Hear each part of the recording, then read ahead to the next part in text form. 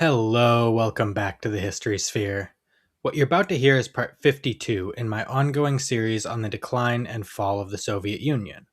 I produced these episodes with the intention for them to stand on their own, as well as to complement one another as part of a larger series. As always, all 51 prior episodes are available to go back and listen to absolutely free in the same place you found this one. Last time on the History Sphere, I brought the story full circle to where I began over 2 years ago, to the resignation of Gorbachev and the final dissolution of the Soviet Union. Today, I will cover the immediate aftermath of that dissolution in Russia, focusing on the economic and social impact of the collapse of the Soviet political system on ordinary Russians. This is The End of History, Part 52.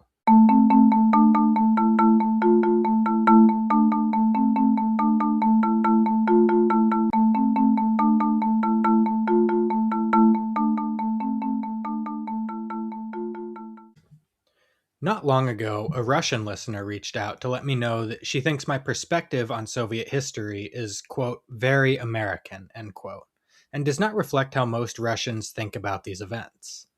The gist of my reply to her was that I think she's right. I make no apologies for the work I've produced and will continue to produce in this series. I'm very diligent in my research, which is the reason these episodes usually take so long to come out, and I'm also very conscientious about including at least some primary sources from the USSR in that research and incorporating those perspectives into my final product. It's also true, however, that though I can read and understand sources written in Russian, for my convenience, I rely on English translations of primary sources where they are available. The only episodes where I was forced to rely primarily on sources written in Russian were the episodes on Yuri Andropov, Konstantin Chernenko, and the early life of Boris Yeltsin. Aside from those exceptions, most of the sources I've used in my research for this series have been published in English. That includes English language secondary sources written by Russian and Ukrainian historians like Vladislav Zubak and Serhiy Plokhy. At the end of the day, though, no matter how thorough my research or diverse my sources, I'm an American. I've lived most of my life in the United States, and my perspectives and biases are definitely shaped by the norms of the society I live in, and by the English language. That is the perspective you're getting when you listen to me. But that's how the study of history works. We look at historical events through the lens of different people's experience and perspectives, and then we search for common themes between them to gain a holistic understanding of the events we're examining. I've always encouraged my listeners to dig deeper and look at additional sources if they're interested in the subject I'm talking about. And my hope will always be that my podcast will be the starting point for members of this community to launch their own, much deeper exploration of history. All this is to say that my historical perspectives are rooted in my American experience, and as proud as I am of the diverse international composition of my audience, the majority of my audience is also American. That's why I often frame these episodes by relating them to a topic that is comparable in the American experience. That was a somewhat difficult task for this episode. As I searched for a way to characterize the utter economic and political devastation that befell Russia in the early 1990s in a way that is relatable for American audiences, I found that at least by the numbers, there's nothing in American history that really comes close. I looked at the Great Depression, which was the worst economic crisis in US history by a pretty wide margin. Between 1929 and 1933, the US economy shrank by approximately 30%, whereas between 1992 and 1998, the Russian economy shrank by an estimated 40 to 50%, while industrial production declined by roughly 55%. In the Depression, Americans experienced about 25% deflation, combined with the widespread failure of banks, meaning people lost their savings while simultaneously finding that the value of the debts they owed to their creditors increased. This combined with the effects of unemployment rates peaking at 33% in 1933. For those who were employed, however, especially salaried employees, the spending power of the money they made increased. And so for people who did not have significant debts and managed to maintain steady employment, the Depression was actually a time of relative prosperity. For the unemployed, as well as people who relied on market forces for their income or carried debt, the Depression was an utter disaster. Farmers who relied on the market to sell their crops and typically carried significant debt through the planting season were hit particularly hard by the Depression. But the devastation in post Soviet Russia was not only significantly worse in most respects, but it was much more widespread, with only the minuscule emerging oligarch class, who I'm going to get to, trust me, experiencing any kind of prosperity. When the USSR collapsed, rather than deflation, Russia experienced hyperinflation, the likes of which has not been seen elsewhere in modern history. Rather than continuing Gorbachev's policy of gradually integrating market forces into the existing socialist system, Yeltsin's government abandoned all price regulations, instituting Phase 1 of the policy known as economic shock therapy on January 2, 1992. The first phase of shock therapy was relatively simple. The idea was that the Soviet price fixing system had resulted in shortages throughout the 1980s, so Yeltsin decided to go completely in the other direction and abandon all price controls and regulations. This immediately resulted in hyperinflation, which peaked at around 2,500% in late 1993. To demonstrate what this meant for an average Russian, I want to use as an example a loaf of bread. On January 1st, 1992, the last day that the Soviet-era food price controls remained in effect, the price of a loaf of bread was fixed at 20 kopecks, or 2/10 of a ruble. After the price regulations were lifted on January 2nd, by the end of January 1992, that price had risen to between 1.5 and 2 rubles for the same loaf of bread. By December 1993, that price had risen to between 3 and 400 rubles. To put that in perspective, high-earning professionals like engineers at the start of 1992 generally made about 8 to 10,000 rubles a year. This meant that by the end of 1993, an engineer would spend roughly half his 1992 monthly salary on a single loaf of bread. Now, salaries and wages did rise as the ruble was devalued, but not even close to enough to keep up with inflation. In December 1993, that same engineer's salary had tripled to about 25 to 30,000 rubles per year.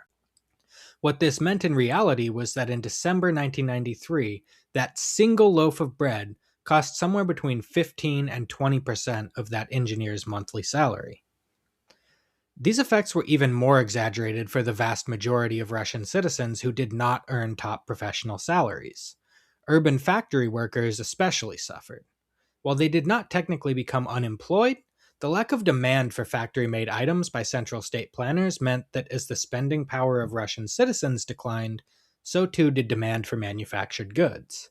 This meant that factory managers generally did not have enough cash on hand to pay the workers regularly. This led many factory managers to, rather than lay off workers, delay payment, or more often, to offer the workers in-kind compensation. In other words, since there was no money to pay them, the workers were offered payment in whatever the factory was making. This caused most economic activity among the poor to regress to a barter economy. For example, if you worked in a shoe factory, instead of being paid a wage, you would be paid in shoes, which you could then take to your local market and trade for things you needed from other workers who were also being paid in kind. All this is to say that the money had become so worthless that the working class no longer bothered with it. Beyond the immediate economic effects of the collapse were the intangibles. People were not just dealing with inflation, but the collapse of an entire system. The Great Depression was a malfunction of an existing system. Certain aspects of that capitalist system failed. The stock market crashed, banks failed, and people lost their savings, but the institutional guardrails of that system remained in place. Pre-existing contract laws and government institutions and courts to enforce those laws all remained in place. When the USSR collapsed, the architects of shock therapy pulled the rug out from under the economic system without any existing laws or institutions to hold the new capitalist system in place, or even prevent very basic abuses, including outright fraud and extortion. In 1992, Russia's only law code was the Civil Code of the Russian Soviet Federative Socialist Republic, which technically remained in place in the immediate post-Soviet period. That code had last been substantially amended in 1964, and at its core, it was recognizably the same legal code that had been authored by Lenin in 1919. It covered certain criminal statutes and things like civil liability for torts and findings of fault in car accidents. But since the code was written to govern a socialist system with a centrally controlled economy, there were essentially no laws governing contracts between private businesses or regulating economic activity between individuals and entities on the open market. This meant that Russian courts were essentially helpless to enforce contracts or protect consumers from fraud and abuse. Without any legal mechanism to enforce contracts or govern economic relations, Russian entrepreneurs in the early 90s turned to the only force that was capable of enforcing contracts and protecting their businesses from fraud and other predatory practices: organized crime, or the Russian mafia. It's impossible to understand Russian society in the 1990s without at least a basic understanding of the Russian mob, and now seems about as good a time as any to get into this. When we use the term mafia to describe Russian organized crime syndicates, that is really just a convenient label meant to describe the similarity of their criminal activities to the Italian and Italian American mafia, or La Cosa Nostra. At the structural level, this so-called Russian mafia lacked the kind of hierarchy and familial ties with other organized crime organizations that are the hallmarks of Cosa Nostra. In Russia, the term mafia can refer to any number of unrelated organized crime syndicates that are engaged in protection, gambling, prostitution, and other organized criminal schemes. The earliest origins of these criminal syndicates lie in the Vory v Zakonie, or thieves within the code, a network founded inside Stalin's Gulag by men coming together for mutual survival in the harsh, inhumane conditions of these Stalin-era prison camps.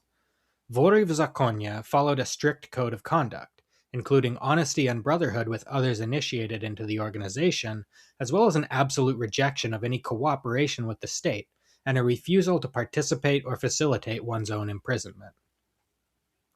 Cooperation with the state, importantly, included any form of military service.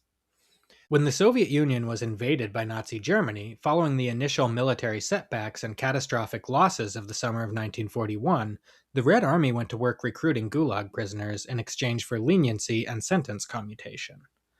Many of the Vory eschewed their oath against cooperating with the state and chose to serve in the Red Army, beginning a struggle known as, and you'll have to forgive my explicit language here, the Bitches' War, because those Vory who cooperated with the state were branded suki, the Russian word for bitch, by the strict traditionalist thieves. This struggle took place throughout the late 1940s and early 1950s, mostly inside the Gulag prisons and camps. The Suki not only outnumbered the traditionalists to begin with, but found ready allies in the thousands of non-affiliated Red Army veterans who crowded the Gulag in the immediate post-war years due to Stalin's increasing paranoia. The traditionalists were gradually defeated and their gangs eliminated by the so-called Suki and their allies, who were also aided by their willingness and ability to cooperate with prison guards and other state authorities, many of whom were also veterans. Beginning with the death of Stalin in 1953 and accelerating in the wake of Khrushchev's secret speech in 1956, thousands of these Vory were released from the Gulag to make their way in Soviet society. What emerged then was a highly organized, hierarchical, and nationwide network of violent criminals with military training and a willingness to cooperate with corrupt police and Communist Party officials. These Vory quickly eliminated the less organized local street gangs in cities across the USSR and established a monopoly of the protection racket for merchants engaged in black market trade or smuggling. As I talked about back in episode 21, this black market trade was not just a minor part of the criminal underworld, but a huge and important part of the total Soviet economy. And in every city, the Vory had a piece of this market. For those unfamiliar with how a protection racket works, the Vory would protect these black market businesses from other criminals, as well as from the corrupt police who were often on the criminals' payroll. Those who refused to pay were usually subjected to relentless violence and harassment from the Vory until they agreed to pay. Since at this time their trade was entirely illegal, they had no option to go to the state for protection, and thus the Vory emerged as a sort of shadow state to manage and protect the shadow economy. In addition to these protection rackets, the Vori were also usually in charge of the illegal vice markets for drugs, prostitution, and gambling. As author Mark Gallietti put it in his book The Vori, the Communist Party may have had a monopoly on political power, but the Vori had a monopoly on crime. Over the decades, there were a couple factors that allowed the influence of the Vori to grow and flourish in the Soviet underworld. First was the rise to power of Leonid Brezhnev. Brezhnev's stability of the cadres doctrine created unprecedented job security for corrupt Communist Party officials willing to accept payment from the Vori to look the other way. Second, the anti-alcohol campaign begun by Yuri Andropov and carried forward by his protege Gorbachev, while falling short of outright prohibition, which could never have worked in Russia, placed burdensome regulations on the sale, purchase, and consumption of alcohol.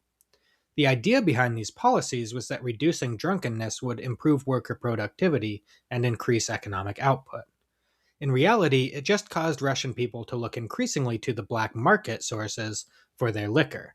And much like the American mafia flourished during Prohibition in America, the Vori were happy to practice a little capitalism by meeting this demand with a ready supply.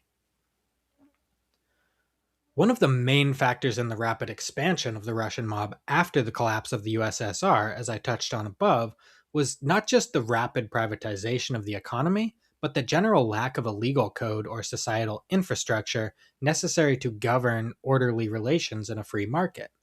So these gangsters, rather than fulfilling a purely predatory role by leeching money from those who had no choice but to pay them, now found themselves in many cases achieving something approaching mainstream respectability as necessary partners in large-scale business arrangements between otherwise legitimate businesses. Of course, their regular extortion, drug trafficking, and vice rackets also continued to thrive in this environment as well. Additionally, the unprecedented openness of international trade, combined with the desperation of many people to escape the horrid economic conditions of Russia at the time, led a number of mafia groups to exploit an all new criminal market: human trafficking. The 90s became something of a gold rush for organized crime. There was unprecedented room for expansion, but also competition. As like the rest of society, the centralization of the voter groups disintegrated, and rival gangs vied for supremacy over territory and criminal markets. Violence became increasingly common in the streets of Russian cities, with drive-by shootings and car bombings often a daily occurrence, especially in large cities as rival gangs waged these turf wars. Gangs found ready recruits to act as soldiers and enforcers in this struggle among formerly state-funded athletes, whose training funds had been cut off, and the thousands of unemployed veterans of the fighting in Afghanistan. Thus, many of these street-level Russian gangsters of the 90s were either elite athletes or hardened combat veterans who had just returned from waging a guerrilla war and carrying all the skills that came with that sort of experience. As a result, these gang wars were often carried out with a high level of sophistication, including the deployment of improvised explosives and highly organized urban ambush tactics.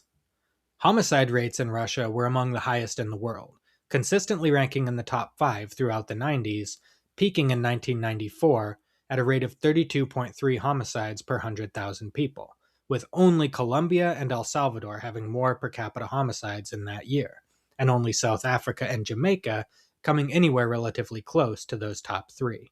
In contrast to its low point at 6 homicides per 100,000 in 1987, when the Russian Soviet Republic's homicide rate was significantly lower than the United States, this rapid increase is representative of the near total collapse of law and order in Russian society in the early 90s. The Yeltsin government did, to their credit I suppose, make some real efforts to curb the violence and bring the mafia to heel, but these efforts more often than not completely failed, and in some cases even backfired and strengthened organized crime. For example, in June 1994, Yeltsin issued the Shock Anti-Crime Decree, which severely curbed civil liberties in the name of fighting crime. Police were empowered to search vehicles, business premises, and private bank accounts without a judicial warrant, as well as to hold a person for up to 30 days without filing charges or granting a person access to a lawyer.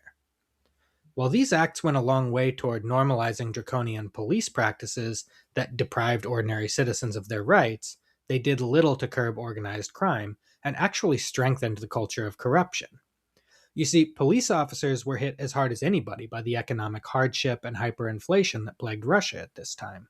So, police officers often used these expanded powers to extort gangsters and force the mafia to pay them to avoid having their businesses searched and their members locked up for 30 days without charge.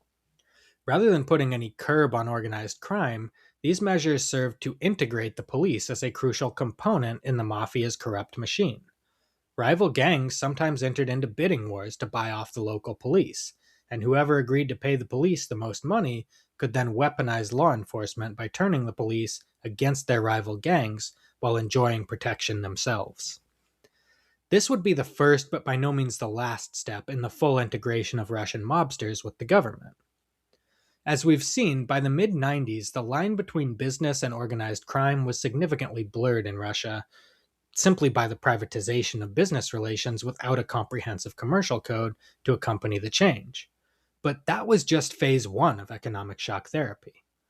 As the gangsters were in the midst of their gold rush and fighting amongst one another for control of crime rackets in this or that city, a new class of ultra wealthy men that would become the oligarch class were rising and consolidating their wealth.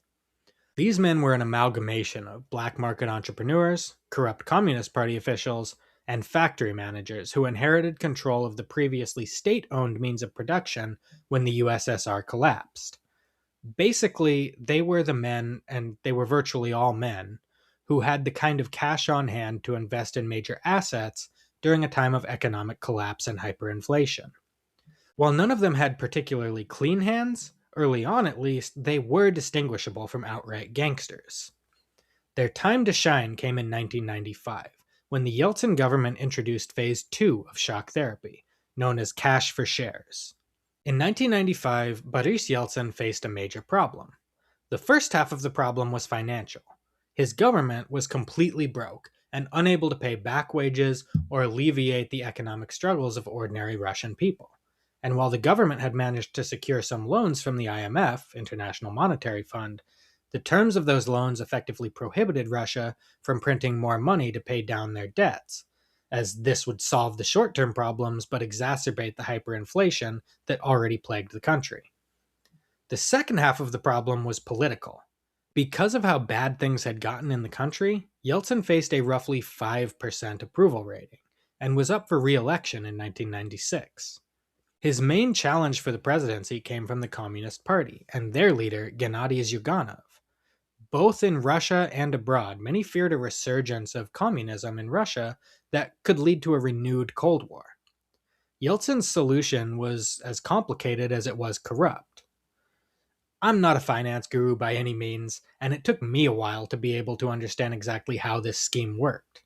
I'm going to try and walk you through it as well as I can. Try to stay with me. Following the collapse of the Soviet state bank, Russia had no central bank. So tax revenue was stored in accounts at private banks that had been given special licenses to hold state assets. These banks were all owned by members of the emerging oligarch class, who had used their money and influence to purchase these licenses. With the government strapped for cash, these same banks offered to loan the government the money it needed to pay back wages and pensions, reduce economic suffering, and bring Yeltsin's approval rating to an acceptable level. Because the money held in these banks was largely state tax revenue, the banks were essentially loaning the government its own money back to it at alarmingly high interest rates. In return, the government offered as collateral for these loans the most valuable state-owned industries, including oil companies, railroads, and other massive companies that held virtual monopolies over their respective industries. Yeltsin was, of course, in on the whole thing, and these loans were never meant to be paid back. Rather, it was simply a scheme to immediately inject much-needed cash into the economy and also serve one of the stated goals of shock therapy, to rapidly transition major state industries into the private sector. When the government predictably defaulted on these loans, these banks seized the industries that had been put forward as collateral. The means of production were then duly auctioned off by the banks for pennies on the dollar to shell companies that were owned primarily by, surprise, the same oligarchs who owned the banks that seized the assets. The mafia was used at first as the muscle to intimidate rival bidders away from the auctions, ensuring that the oligarchs received the assets at bargain basement prices due to the non-competitive nature of the bidding process. In return, rather than being paid in cash, which was virtually worthless at the time anyway, the gangsters who acted as muscle in these transactions were paid with a percentage of the companies themselves. These once petty criminals were now stakeholders in some of Russia's most valuable and profitable businesses. Their fortunes were now tied to that of the oligarch class, and the mafia, while still maintaining their traditional role as street criminals, also became part of the elite wealthy class, just one step below the oligarchs themselves. And their muscle was used most often to advance the economic interests of the increasingly wealthy oligarchs. I've heard Russian friends of mine describe the economic troubles of the 90s as the time when their country was auctioned off to the highest bidder. But they're wrong. The process was so corrupt that there was not even a competitive bidding process. Additionally, the state was now increasingly reliant on the support of the oligarchs, who controlled all of the money. So it was that the state, the oligarchs, and the mafia came to form a three-way symbiotic relationship, with each being dependent on the other, and in turn mostly yielding a wide berth to the others in their traditional spheres. This set the stage for the eventual bargain made by the Putin regime with gangsters and oligarchs in exchange for their acceptance of state supremacy in this relationship, something I will cover in a later episode when I talk about Putin's rise to power. I have been pretty critical of the Soviet socialist economic model throughout this series, and I remain so.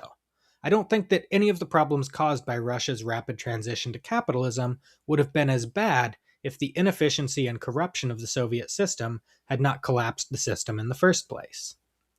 But as poor as the economy was, and as difficult as life was in the Soviet Union in the 1980s, by virtually every measurable metric, life in Russia in the 1990s was worse.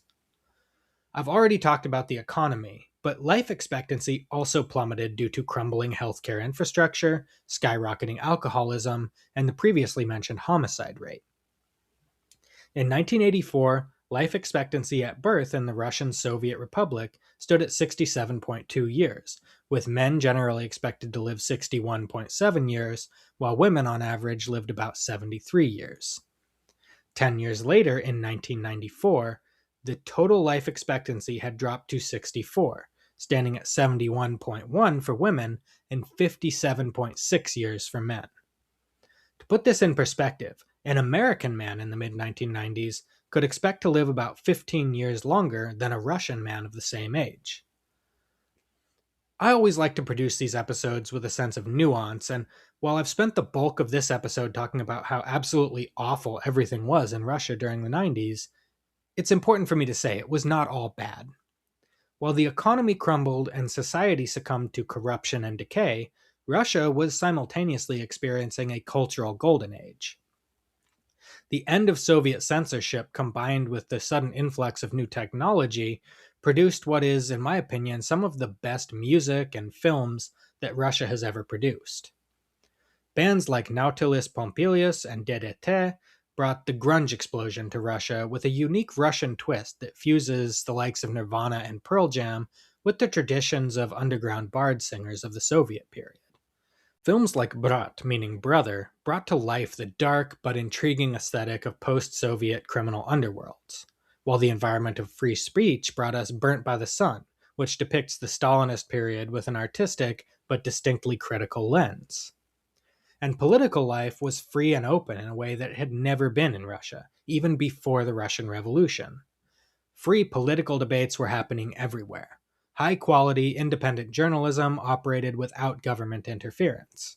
For the first time since the brief period between the February and October revolutions of 1917, Russian people enjoyed a free, open, and vibrant democracy. Russian music critic and journalist Artemy Troitsky summed up the spirit of the time like this. Quote, "The 90s in Russia were dangerous, poor, and chaotic, but they were incredibly fun and completely free. Culturally, it was a golden age. There was no censorship, no state ideology, and no one telling you what you could paint, sing, or broadcast. Everything was happening for the first time.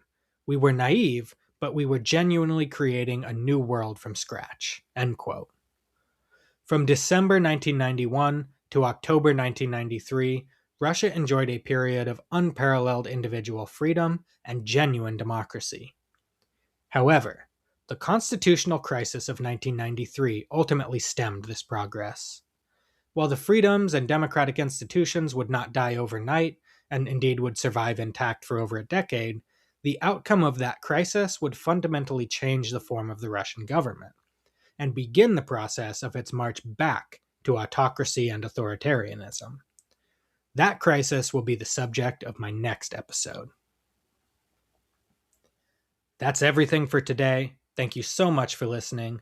As always, a very special thank you to my patrons who support the show with monthly donations on Patreon.